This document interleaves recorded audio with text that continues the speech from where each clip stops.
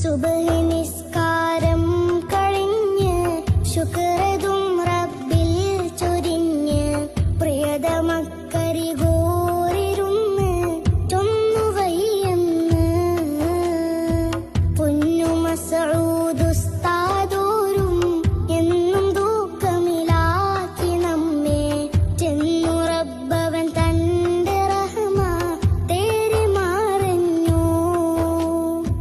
കഥയറിഞ്ഞും നായ് നടുങ്ങി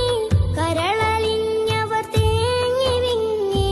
കൽബ് പൊട്ടിയവർ കരഞ്ഞ് നീരി പൂകഞ്ഞ് സുബ്ഹി നിസ്കാരം കഴിഞ്ഞ് ശുക്ര